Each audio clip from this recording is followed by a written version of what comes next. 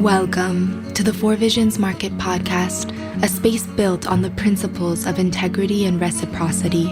Together, we will engage in thought-provoking conversations about plant medicines, why these plants are coming out of the rainforests, jungles, and mountains after thousands of years, and what it means to be in right relationship with the ancestral wisdom cultures and guardians of these traditions. I'm your host, Mariah Ganessa, founder and director of Four Visions Market. This podcast is the natural evolution in our commitment to providing you, our tribe, with incredible resources to support you on your healing journey through plant medicines. Welcome home.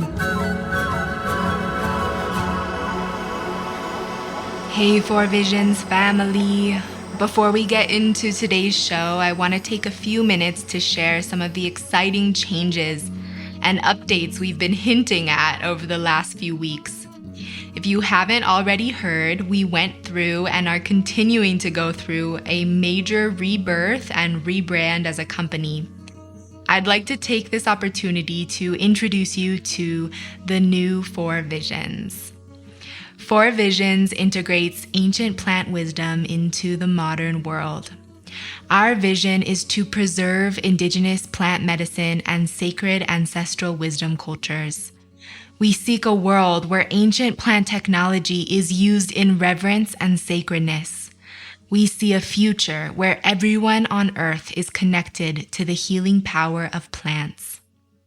Sacred reciprocity informs everything that we do. Our Beyond Fair Trade model is a unique design of mutual benefit cultural sharing. Our platform was designed to provide a bridge for the indigenous wisdom keepers to remain at the forefront for both educational and decision-making purposes as we navigate these new uncharted waters of the globalization of plant medicine. We offer sacred tools, teachings, and community for anyone on the plant medicine path. Every product in our apothecary has a story, a tradition, and a specific use and purpose. We are now growing and expanding our offerings to meet the needs of our tribe. We are committed to providing the resources and educational tools to help you navigate the world of plant spirit medicine. What started off as a simple sharing of ethically sourced ancestral tools has transformed into a much bigger mission. We quickly recognized the need for a leader to emerge that could pioneer this new territory, demonstrating what a truly ethical and sustainable model can and should look like. This investigation has many layers, including both the educational transmission of these ancestral tools in a way that honors tradition and protects the original intended use of these practices, as well as a model of true sacred reciprocity that honors, amplifies, and supports the lineage carriers of these plant allies. We have made some big shifts in order to give Four Visions the spaciousness to grow into this new vision we are now tending to. We said goodbye to Four Visions Market, and we are now Four Visions. You may have noticed the name of our podcast changed to the Four Visions Podcast, and our visual identity has changed as well. We launched a new website with greater functionality, features, resources, and tools to support you on your journey. Check it out at fourvisions.com. We have birthed our flagship plant medicine integration program, a thoughtfully designed container where we ground into the fibers of our beings the ancestral and cosmic wisdom that the plants give to us. Thank you for holding us in this rebirth and transformation. As always, we are humbled and full of gratitude for you, our incredible Four Visions family. We invite you to join us as we embark on this exciting new chapter.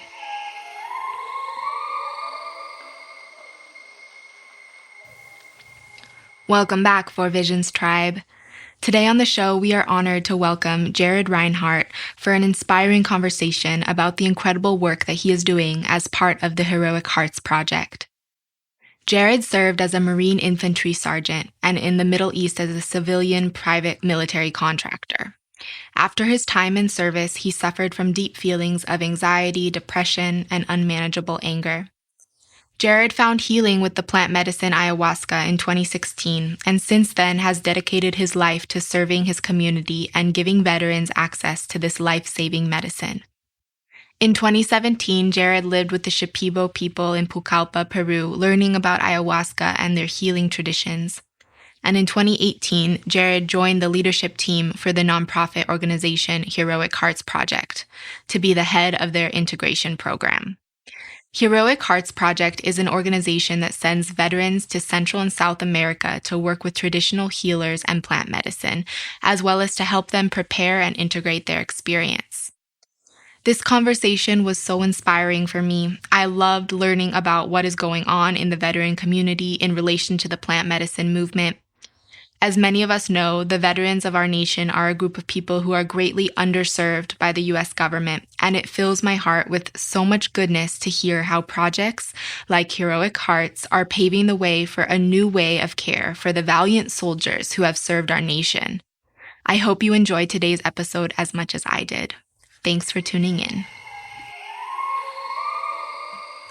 Well, welcome, Jared. Thank you so much for coming on to the show. And I just want to start off by thanking you first for your service in the U.S. military, as well as for your service in all the good work that you are doing to support our veterans and in the incredible project that is Heroic Hearts. It's a pleasure to welcome you onto the show.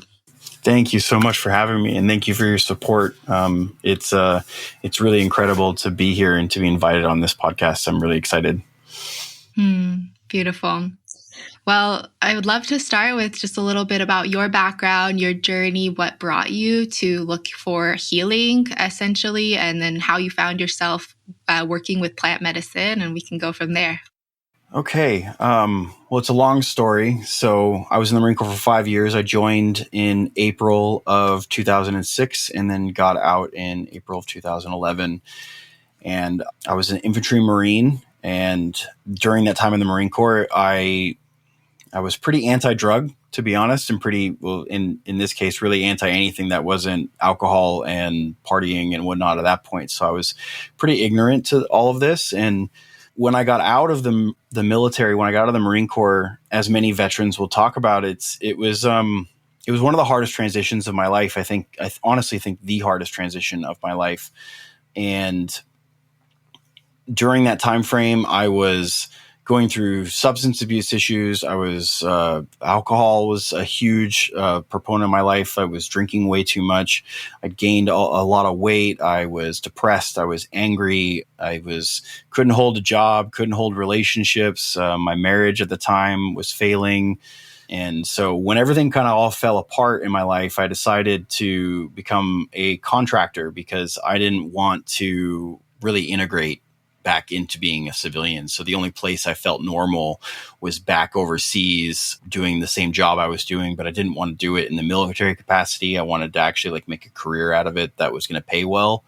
So I became a private military contractor and was living in Iraq and Afghanistan for probably about 4 years. And during that time frame, I guarded people, places, and things. I trained Iraqis. I worked in the culture out there, but I always kept everything pretty arm's distance. And I looked at everyone in those cultures as if they were going to hurt me in some sense. So I was pretty afraid all the time, but wouldn't have admitted it back then. I would have just said I'm not afraid of anything back then. But the interesting thing was during that time frame when I was a contractor, I would come back home, and my friends, being who they were, I grew up around a bunch of punk rock kids. So they were always into partying, always into different drugs, always into different things. So they would party really hard with me when I got home because I had all this money and stuff. But they would always introduce a new psychedelic to me when I would come home. So one time I would try acid, or one time I would try mushrooms, or another time I would try DMT. And so I really enjoyed those, but I never really got a lot out of those experiences. And this was later I found out that my intention behind it was one of the reasons why I didn't get a lot out of it. I mean, I would compartmentalize those experiences as I got really high with my friends. and that was it. And I'd go back to work, and nothing profound would change. And there was some, like, maybe some awareness growing around it, but again, I would just kind of push it away. That was until I had my first DMT experience. When I had my first DMT experience, it was in an apartment in Seattle, Washington, and it was so profound that I had never in my life taken a substance that made me forget that I was on a substance, that I was even a person. Like, I felt like I was just an energy in this new place and in this new environment that felt so peaceful and loving. It started to communicate with me. And what it felt like mom. That's the best way to describe it. It felt like the environment was mom. And it was so happy that I was there, and it was so happy to see me. And as soon as the experience started wearing off, and I started kind of remembering, oh yeah, I'm on DMT, I'm in this experience, I started listing off every question I could to this intelligence that was communicating with me, because I figured it was a higher intelligence. And it kind of laughed and smiled at me. If it had a face, it didn't really have a form, but that's what it felt like. And it said, if you have any questions, you need to go to the jungle. Now, at the time, I knew about ayahuasca, and I knew about, like, the Amazonian tribes and, like, the psychedelics they had used, because I was interested in it. But again, my intention for doing psychedelics was never what they were doing. I always said that ayahuasca was not something I would try because it didn't seem fun at all. It was not something that like was for recreation or anything else. So, but after that experience with DMT, I was hooked on learning about what was in the jungle, because something told me that my answers would be in the jungle. So I went back to Iraq, and I started researching everything I could about ayahuasca. And in 2016 was when this was happening. There wasn't a lot of information. There was a lot of trip reports, and there was, like, some YouTube videos, but there wasn't, like, you can go online now and find like 20 documentaries about ayahuasca. You can find science reports about ayahuasca. You can find tons of stuff about ayahuasca now. But back in those days, it was very limited. So, like most, I listened to a lot of Joe Rogan and Aubrey Marcus at the time frame, which really, like, motivated me to want to go try this stuff. So I found a center in Pucallpa, Peru in April of 2016 and decided to go down and drink ayahuasca for the first time. And during that experience, I don't want to get too far into my experiences, because for anybody who hasn't tried ayahuasca and they're listening to this, I don't want them to think that this is what's going to happen with them, because everybody's experience with ayahuasca is so different.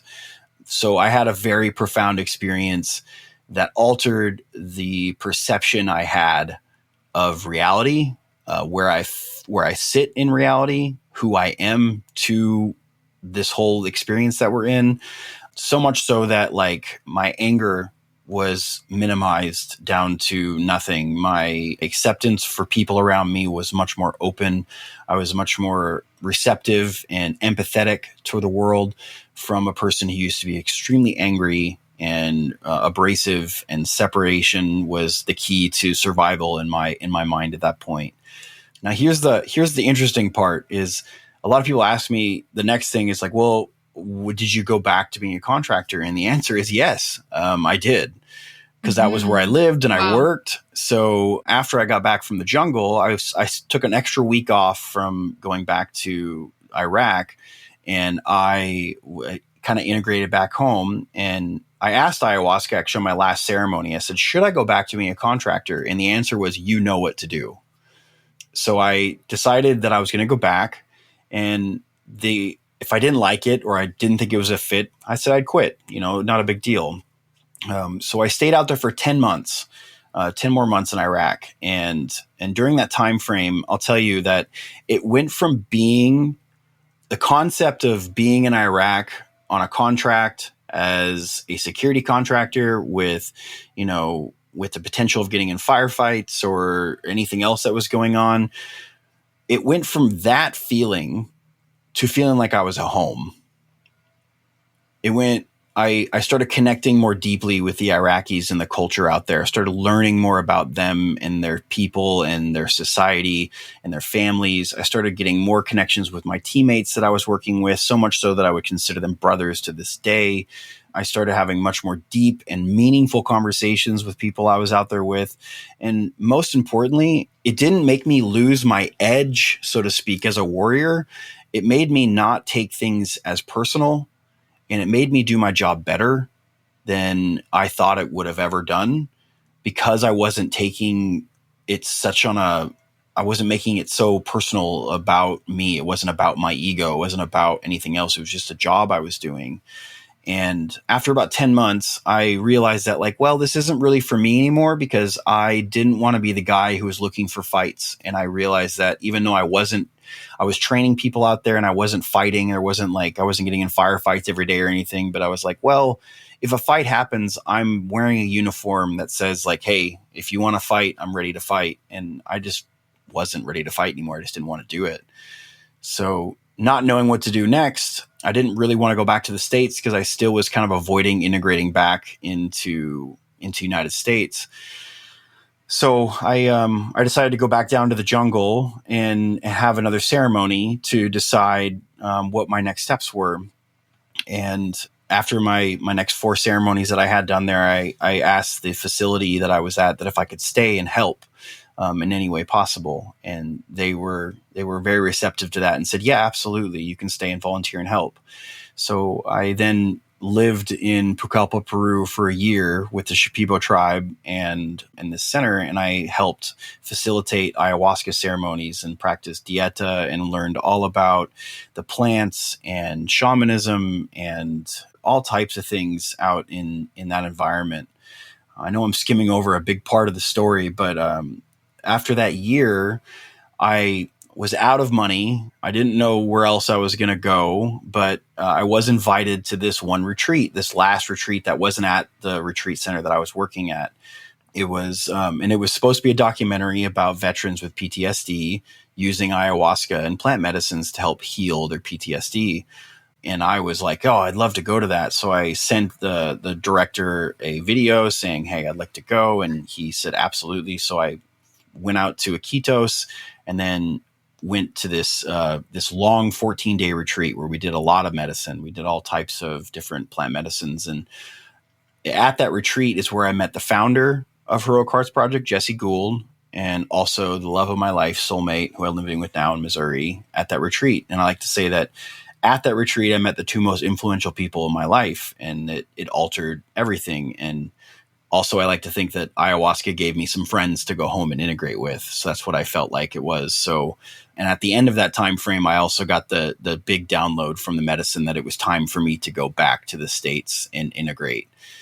And that's what really brought me into this space. And I realized that I wanted to bring this medicine to the veterans because it helped me so much that I wanted to give back somehow. And I had already lost a lot of friends to suicide, and I'd already lost a lot of good friends along the way to alcohol, substance abuse, and all types of things. And I knew that this helped me so much, and I just wanted them to have access to it in some manner. And Jesse Gould gave me that option by saying, hey man, I started this org called Heroic Hearts Project and I need a coach. And I didn't even know what a coach was at the time, but I was like, I'm in. And the rest is kind of history. We've been building it ever since.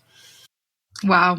That's beautiful. I love it. Thank you so much for sharing. And I can't imagine how special it is to be able to serve your fellow vets in this new capacity, after everything that you've been through in your own personal journey, really full circle. And just the fact that this organization exists and it's creating, a resource and a network and even a community for vets that in offering these services. It's so important and so needed.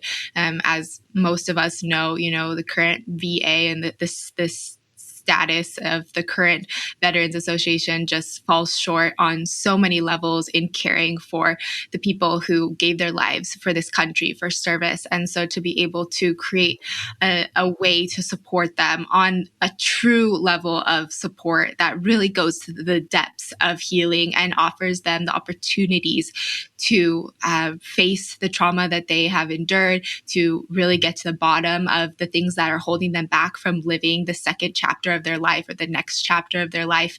It's such an incredible gift and so beautiful. So I would love to hear more about Heroic Hearts, as well as, I'm sure you have a spiel that you give regarding, what PTSD for vets look like. And, some of our listeners might be not super familiar. And I would love to just hear, you introduce us to the mission, the project, and anything else you feel called to share. Yeah. So Heroic Hearts Project is a 501c3 nonprofit. What we do is we provide access to plant medicines performed by indigenous healers down in South America. And we not only do that, but we also provide a robust integration program for them. And what that looks like is, so our program in a nutshell, if you were a veteran that signed up for our program, this is what it would look like. You would go to our website and you would sign up to go to a retreat, and then you'd fill out an application talking about like your medical history, your diagnosis, and what you're looking for in the medicine space and everything else. And basically like, why are you coming to us in a sense? And then you'll get a vetting call from us, and basically, which is just to make sure that everything that you are a good candidate for this. And then you'd get a medical screening from one of our, either our doctor or a registered nurse that we have that would make sure that if there's on any medications, what we need to do along this point. And then you just basically get a welcome packet email after you are approved from that process. And then you start going on to assignment for a retreat. You get your welcome packet. And then once you get your welcome packet in your email, you will get a call from a coach, and that coach is now going to be working with you for the month leading up to you going to your ceremonies. And the month leading up for your ceremonies is crucially important because not only is there a dieta involved where you need to be on certain diets, not only for safety, but for psychological reasons, we have this diet. A lot of people out there think that the diet involving ayahuasca is just because of the MAOI, and I think they're missing a crucial part of what the point of these plants and the diet is. It's not just because of the MAOI, but a lot of us don't take a break from certain coping mechanisms that we have in our life that are related to food, related to dopamine, related to all these things. So what I tell my clients is when they ask me like, well, why can't I have sex? Why do I have to cut out salt? Why do I have to, this has nothing to do with an MAOI. I say, well, when's the last time you cut any of these things out? And then they would usually tell me never, or it's, been a long time, or this and that. And I said, well, we use these things as substances or as blockages or coping mechanisms for the traumas in our life. So if we don't have those things, our trauma has nothing to push against, so it just comes up to the surface. And what's important about that before plant medicine work is you're working on your intentions about why you're going down there, and for you to be able to sit with yourself and learn about these processes and what is coming up. So when you start cutting out social media, you start cutting out podcasts, you start cutting out sex and other dopamine that you may be using into your life, all this stuff starts coming to the surface. And with a coach, you can start to process and go through that and start to bring up, what are you really looking to heal? And this may show you what is really in the way. So after that 1 month of preparation with a coach, we also do 3 group integration calls beforehand as well. What this does is allows the veterans to be able to connect beforehand, so that way they're not going into a blind and they start getting kind of like, okay, I've seen this person, I know what's happening and all of that. So the next thing after that is then they go to their retreat center. And we have a couple of retreat centers we work with right now. One is in Mexico and one is in Tarapoto, Peru. We work usually with the Shipibo tradition when it comes to our medicine work. And that is an incredible lineage for this medicine to work with. And I personally, that's what I was worked with and trained in, was with the Shipibo tribe. And that only lasts about a week. They do 7 days and they do 3 ceremonies. And we do it really short and it's very fast But the point of this is not, if we could, we would extend it, but people have jobs, people have lives, people have things they have to get back to. So we want to get them to the medicine, but the real work happens within the integration and the preparation. The work that happens in the jungle is the surgery, as I call it. So there's not a lot of things that you need to do besides let the medicine do its thing when you're in that space. And then we kind of pick up where the holes are in that. When they get home, then they have about another month and a half of integration work with a single coach where they do one-on-ones and group coaching. So this allows them to kind of experience however they're experiencing when they get back from ayahuasca, whether it be good, bad, or indifferent, but they have someone to bounce their ideas off of, because anybody in the Western world who's drank ayahuasca and came back to this world knows how hard it is to talk to people who don't know what it was like to be down there. So you now have a person who's been through the program, who knows what it's like, and you have someone to at least talk openly about your experience without feeling like you can't be open about it with others who may not understand. For veterans, I actually talk about this being a lot like coming back from deployment. A lot of people back in the States don't know what it's like to be on deployment, and they may ask questions and everything, and they don't feel open to talk about them because how could you understand? And so it's really relatable for the veteran community when it comes to that point. After they're done with that month and a half, they're a part of our alumni program. So then we have monthly alumni calls, which is basically a big group integration call for anybody who's been through our program. And we just talk about integration topics. We start being more open about the process, and we kind of dive in from that point. And then we allow them to either become a coach with us 9 months after their experience. They can start coaching with us. They go through a training with Being True to You, and they can coach, or they can help be a liaison and go down to the jungle and help with facilitating. I don't want to call it that because it's not facilitating. It's more like a space holder for these people, the new veterans coming out. So that is a full encompassing project and program that we have running. So far this year, we've served over 260 vets. Our goal each year is to try to get to 365 veterans a year. And we're not quite there yet based on funding and our program as far as what we can do. But this year alone, we've been able to run 2 retreats a month, both in Mexico and Peru. And we should be hopefully, based on donations and support, we'd be able to ramp that up to at least 3 to 4 next year to be able to get to our goal. Yeah, that's our program in a nutshell. Wow, that's incredible. You can really tell that it's very well thought out, the entire journey for someone to get the most out of the experience and to really go out into the world and be successful after they receive this gift, this blessing. So beautiful work in the design. You know, I've been working with plant medicine for over a decade, and I have also a lot of experience in what it takes to integrate people properly, and just hearing the layout and the format really well done. So great job on that end. Do the veterans go to veteran only events, or are they with civilians when they go to these retreats? We primarily do veteran only retreats, and we find that that's really effective for veterans to open up with each other. Now, that is not to say that every once in a while we may have a civilian counterpart. Like we've had MMA fighters come into the group. It doesn't, and we've had other types of civilian executives or other people who may be interested in supporting our organization, who want to have more firsthand experience. But we usually primarily only cater to veterans. And if you're not a veteran, then we make them pay full price and everything else, because we cater to the veteran community. That's another good thing to bring up, is that like we work on a sliding scale when it comes to what a veteran can pay. Cause I mean, like this may be a surprise to you or some of your listeners out there, but people with PTSD usually are not in the best financial place in their life.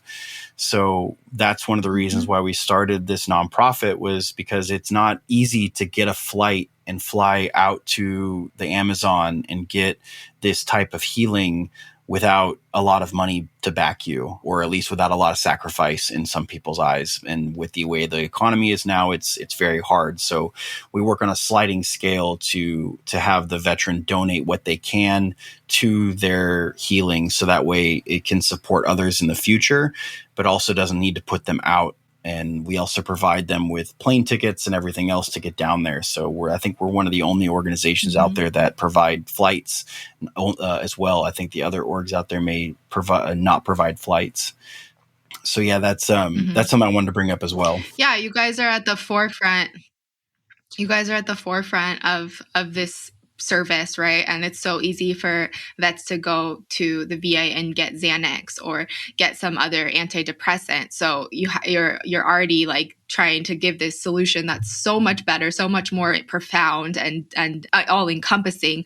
But they're gonna have to. You're already having to sell them on this sacrifice that is required to invest in their healing process that they don't have to do if they just take the pill. So, and then on top of that, within the veteran community, there is this, hesitation with hallucinogens or with any sort of drug, right? Mm-hmm. So there's a lot of conditioning that you guys are having to work with. And I'm curious if you could talk a little bit more about that and how you go about educating people. I know I was listening to something where Jesse was talking, and he was sharing a lot about how you guys are not trying to like force this or push this as the solution, which I think is an important approach, within the uniqueness of who you're serving, right?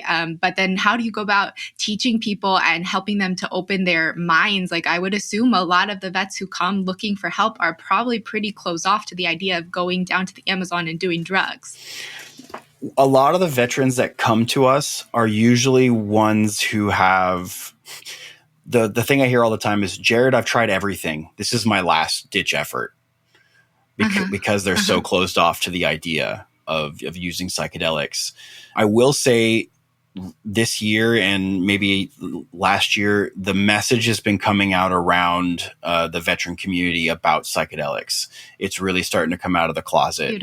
We are, as a community, we're not very happy with the standard of care that we're getting from the VA. And a lot of us are not happy with what has been happening with our friends and the amount of drugs they're putting us on. Some people are on 16 plus medications for PTSD and TBI and everything else, and it's just not working, and it's making it worse at times. So really, there's a sense of desperation that's in our community that's leading them to this, which kind of opens that door. I don't like to work in a state of desperation if I have to. So how I honestly would communicate is as I said before, veterans usually like to communicate really well with other veterans. So most veterans, they will be more open to it. Like, I'm a Marine, Marines listen to other Marines. So if a Marine is out there and wanted to know more about psychedelics, and then they talk to me about it from an infantry Marine's perspective, they would probably be more trusting and understanding that this isn't just a hippies in the jungle or doing this thing that they think it may be. But one of the things I'm glad you pointed out was something that Jesse and I are very adamant about, is this is not something we're trying to force into society. We're not trying to force psychedelics into the mainstream. We just want veterans to have access to this medicine, to this type of healing. And I really do feel that this medicine is available for everybody, but it's not for everybody. Not everybody is going to be called to work with ayahuasca or plant medicines. Not everybody is going to be qualified or safe to work with plant medicines in that matter. These are relatively safe substances we're talking about here with relatively healthy human beings. But there are all types of contraindications when it comes to ayahuasca and ibogaine and 5-MeO-DMT and all types of things that can be very dangerous if people aren't very careful with what they pick. So we don't want the whole veteran community thinking that this is the way of healing. This is just one modality, one way you can heal out of millions. And it's very effective. It's very difficult, but it's worth it for those who usually go through it. So one of the ways that I try to tell veterans about this is just basically showing them the results of my own life. As you heard my own story, a lot of my veteran friends saw me, who I was before the medicine. And now it's been since 2016 since I've had this transformation in my life and a new way of looking at things. And it doesn't seem to have stopped. So that alone speaks volumes to the power of this type of healing that can happen down in Peru. Mm-hmm. That's awesome. Yes. And I love that you guys are offering the vets opportunities after they go through the program to be a part of the work and continue sharing. And that's a wonderful organic way to share, this opportunity with the veteran community. And so the way you guys have designed it is all very natural, and like you said, it's like it's offering a solution for the right person. It's not the right fit for every single person, but to offer it is an incredible service and it's so needed. So I'm curious, like on that point, who would be the example of someone that wouldn't qualify for your program, and are you able to support them, or what would you do if someone was perhaps on medications that there are too many medications, or would require a more extensive weaning process of their meds, or is just not psychologically stable enough to go down to the jungle? How would you be able to support that person? First of all, we're not doctors, so we never tell anybody that they should come off their medication. But if they are on Mm-hmm. contraindicated medication that does not fit well with ayahuasca, what we will do then is tell them that in order for you to be a part of our program, you need to be off these medications. Please do not wean off of them or do anything without speaking with your doctor first, because some of these medications, not weaning off of them properly can cause some very serious health problems, including death. So please, anybody who's listening out there going like, I want to do this, and they just stop taking their medicine, it can cause all types of problems. So please talk with your doctor about it. And then if they're not psychologically ready, or maybe they have a heart issue, or they have something that may be too risky medically to have them go down to the deep jungle of Peru that's far away from a medical facility. Well, not too far away, but far enough away where we don't want to have any issues. We would then recommend that they either work with a therapist if they're not mentally prepared. We also would recommend that they start working with some other veteran organizations that we may recommend to them that would be non-psychedelic, but they would help with like rehab centers or anything else that's going on. And then on the off chance as well, with the uptake of psilocybin being happening in the States, as far as legal psilocybin happening, we would request we could also send them to legal psilocybin retreat centers, or also even ketamine retreat centers. And we would provide the coaching just like we would with ayahuasca for each of these retreats. So that way they could get these healings that may be more suited for where they're at with the plant medicine, because some of these medicines are too dangerous for others to take. So we don't want to forget about them.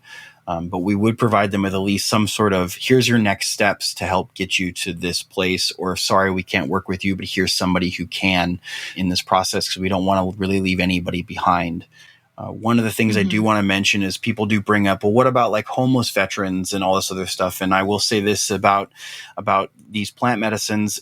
For those who have taken them, they may understand this, but they're not a cure-all. They're not a magic bullet. And if you are in a place in your life where everything is destabilized and you don't have any stability to come back from your experience too, it can cause some pretty major damage in your life as well. So we want everyone to be at least at a place where they have at least a little bit of stability in their life, whether that be they have a family to come home to, a roof over their head, all those types of things. Because I can't even imagine what it would be like to go down to the jungle, have this amazing healing experience, being surrounded by people who are very caring and loving, and having a mind-blowing, reality-shifting experience with these medicines, and then going back to living in a tent under a bridge. Like, I can't imagine how hard that integration would be. 100%. And Yeah.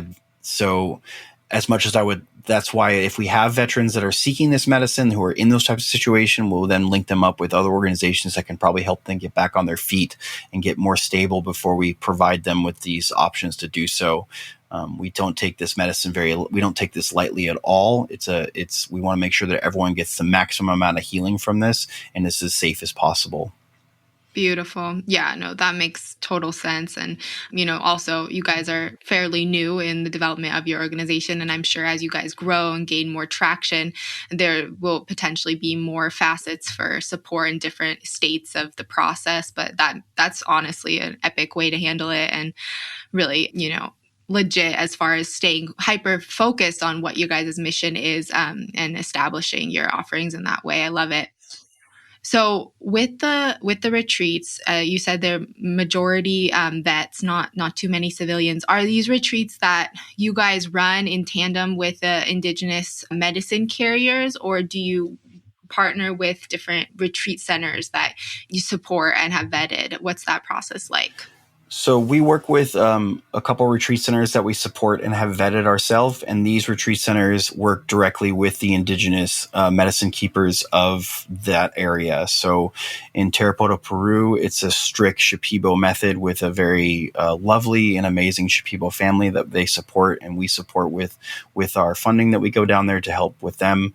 And in Mexico is the same way. We have usually indigenous healers from the Oaxaca tribe, from the Shipibo tribe, from the Yawanawa tribe, and they come up and they hold space for our veterans in Mexico for that time frame. This actually brings up a good point to one of the things that this asked me a lot is what would be my perfect world for the future of psychedelics. And we live in a capitalist society, so we were kind of talking about this before we got on here, but this is happening one way or the other. Like, people are going to try to make money on it. People are going to do all this kind of stuff. So how do we reward things in a capitalist society? We do it with lots of money. You go to school for a long time. You have a really good job. You have this thing. How we reward that as a society is we give you lots of money. So in my perfect world, we would be inviting these medicine keepers up to the United States to do their practices that have been passed down from lineages of over 1,000 years to do this types of healing. And we pay them handsomely to do so, like we would a doctor. And then from that point, we in the United States pick up with our Western ways of doing things, meaning like integration, therapy, other types of things along the way to help with the process. But what they're doing in these locations is not just putting headphones on and listening to music and having a therapist in the room. It's something much deeper and much more nuanced and much more magical in a sense. They're literally using energy to pull out of people and doing things that would make Westerners' skin crawl if I just had to describe it to them, because it sounds like just like Jedi mind tricks. It sounds crazy, but it's actually what's happening down there. So to disregard that and turn it into something that it's not, not to say that traditional therapy and psychedelics do have a place, and it is a very powerful modality we can use in the States, but there's no reason to reinvent the wheel. We can always have these healers come up and do the same thing and pay them handsomely to do so they can support their communities with the money that we give them. So yeah, I kind of digress there, but we do send them down to these retreat centers, and at these retreat centers, they work with the indigenous healers. And the retreat center we work with in Tarapoto is at La Medicina, and then we have a private retreat holder in Mexico, which we primarily work in Puerto Vallarta. Mm-hmm. Awesome. And I'm not sure if you mentioned this, but why do you prefer to send them to all veteran retreat? I'm sure there was a lot of thought put into that, but as opposed to sending them, incorporated into civilian retreats as well. So one of the reasons was because connection-wise, veterans connect really well with other veterans, and they feel more comfortable going down to these things. Another thing would be, as a nonprofit, it'd be much easier to keep it directed towards a certain population of people. And veterans, as far as being a veteran-led organization, a veteran-run, it's just kind of a no-brainer.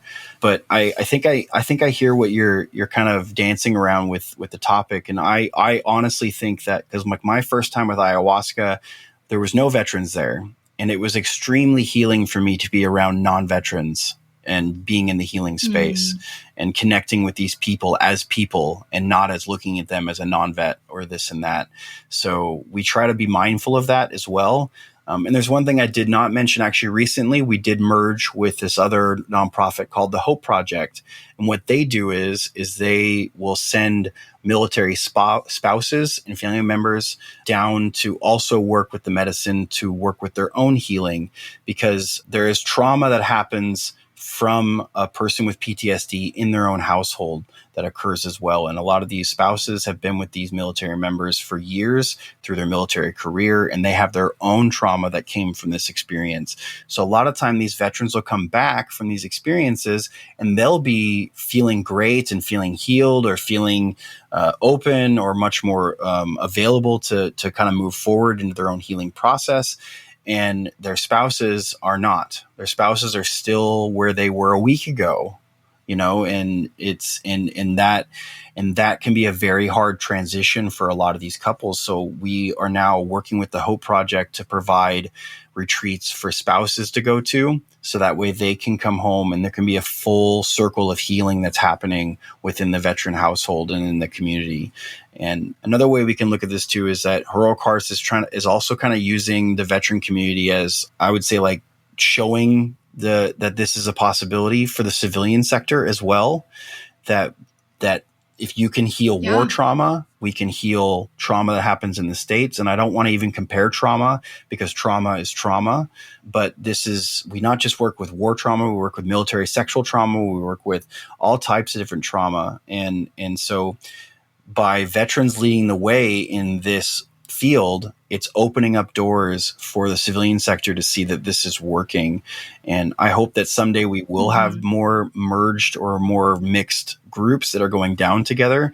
It would be awesome to have that happen. But as of right now, we have to be very careful about who we select, because veterans feel much more open. And I would like to say they speak a language that, unless you were a veteran or have worked with veterans for a very long time, there's a language and a demeanor to it that unless you've been it, you don't have it. So it can be very off-putting for a veteran in that case. And so I would look at this a lot like doing all women's retreats or all men retreats and everything else. There's a different caliber that comes out of those retreats. Not to say that mixed and open to all retreats is doesn't have as much healing, but there is just a different flavor to it. Yeah. So many good points brought up there. And, one thing that I really want to highlight is, in so many ways, what you guys are doing is creating a design that we could replicate for civilians. And I love the way you put it, because, imagine if we had a sector of our healthcare system that was literally set up like Heroic Hearts, it would be incredible. And if we were able to provide this level of healing on a mass scale for people, as well as, it being in right relationship with ancestral wisdom cultures, supporting ancestral traditions, bringing financial support into the Amazonian communities. That level of exchange and reciprocity is so inspiring to just dream of, and so 100%, I love what you guys are doing, and it's really so cool. I just really pray that you guys continue flourishing in your projects and keep going, because it's such good work that you guys are doing. And honestly, like, veterans, they are leaders of our country, of our society. And so the more healed veterans we have, the more like natural born cultivated leaders that are going through programs like this and coming out healed and ready to continue being a force for good for our society. Like, that is the future. And oh my God, it literally sends chills down my spine, because it's so epic. And I never really considered myself like a patriot or even necessarily like super pro military, pro America, whatever, right? But there's something about like coming full circle to the people who chose to serve our country and protect our country, and being able to take care of those people. It's like, it touches so deep. It's so beautiful and so powerful. So really just commend you guys and your continued service. It's so beautiful, and I love it. I love what you guys are doing. The veteran community as a whole, if you take away the idea of warfare out of it, it's really just a sector of people in our country who are people of service. All of them wanted to serve our country for whatever their reasons were, but they all wanted to serve their country in some way or another. So by healing that sector of the community in America itself, and not just America, but we're doing this in the UK and in Canada as well. So in our culture, in the Western culture, healing that sector of people means that they'll be more of service to their community again, because all they want to do, they feel more at purpose when they're serving their community than anything else in their life. So when they feel isolated and broken and hurt and everything else, they don't feel the capacity to be able to serve. But and I'm speaking from experience here, when I finally felt healed and ready and not so ostracized in my own mind about how the world was and how I thought about other people, I was much more capable and willing to serve my community in any way possible. And it manifested in this type of organization. But if it wasn't for Heroic Hearts, I still would be finding a way to serve my community, because that's just the kind of person that I am. Beautiful. So I was curious about, you talked about your integration program, which sounds very robust and supportive.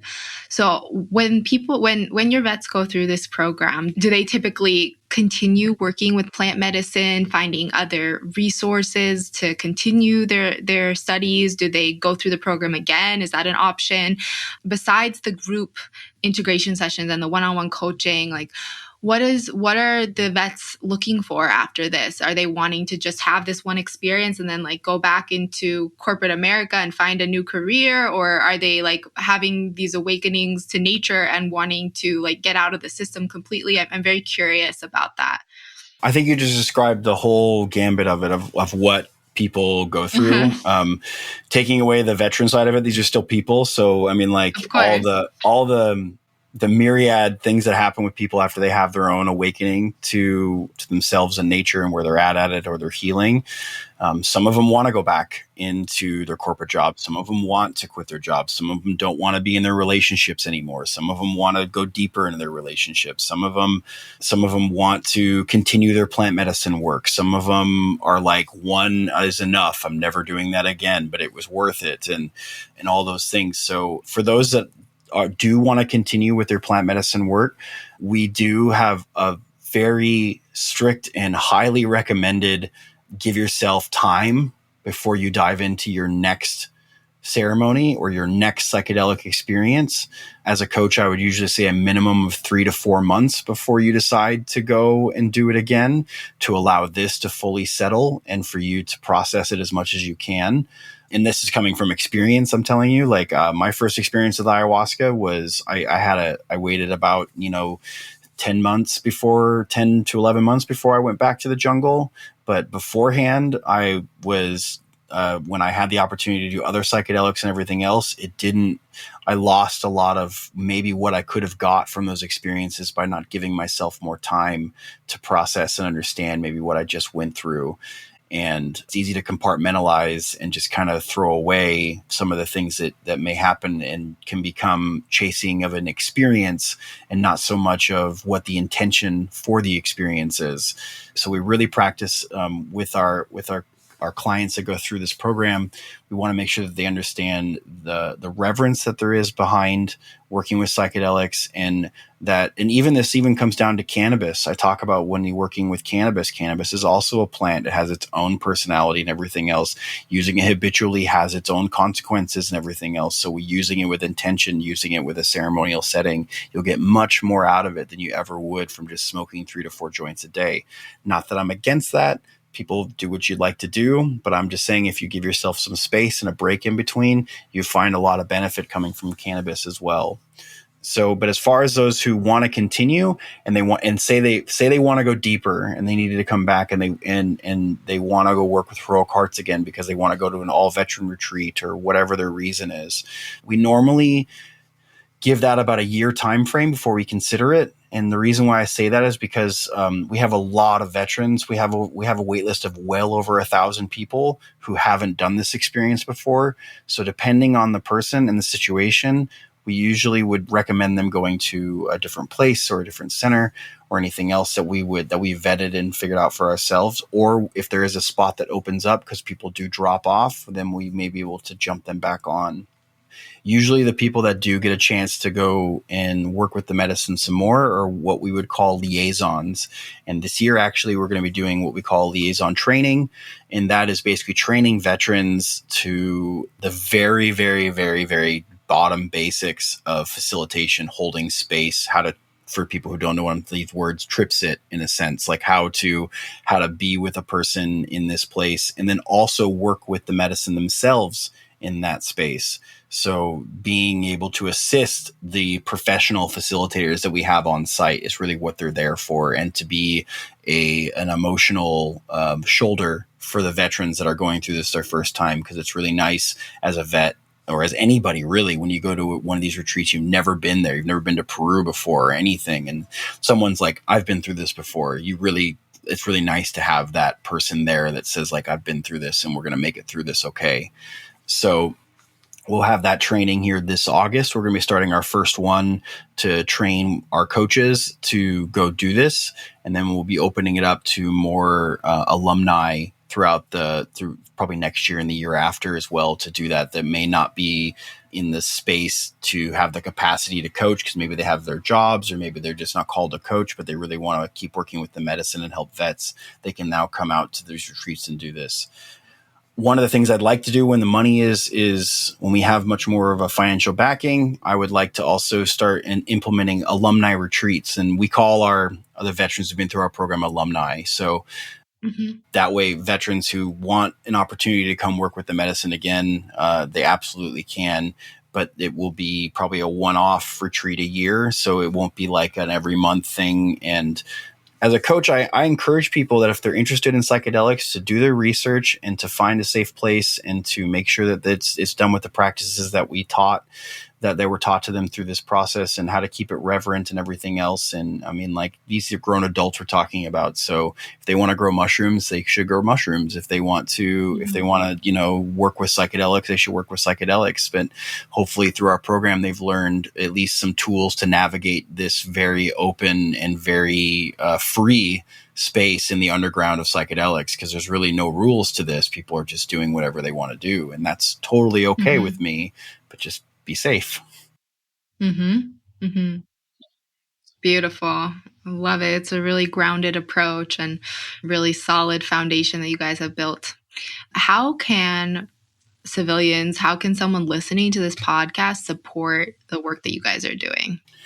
So the best way to support, honestly, is through donation, and you can go on our website and donate that way. But also, if you are looking at getting into volunteering or helping, we have this an ambassador program.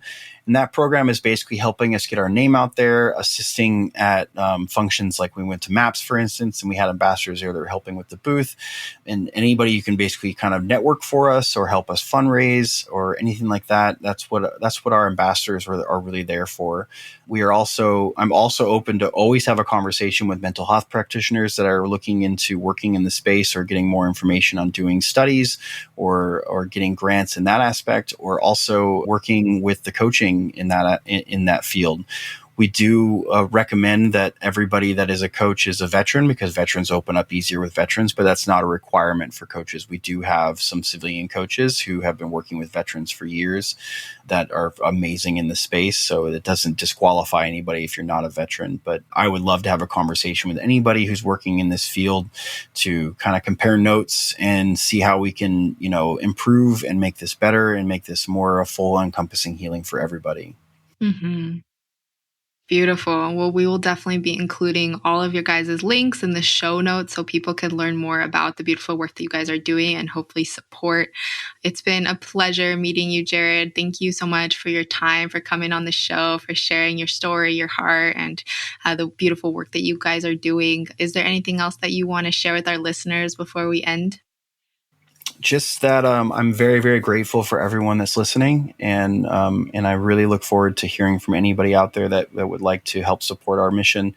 And just thank you so much for having me on this. This has been fantastic. Beautiful. Thank you. From everyone at the Four Visions Market family, we would like to thank you for listening to our podcast. We really hope that you've enjoyed the conversation and gained many new insights on plant medicines, ancestral wisdom, and much more.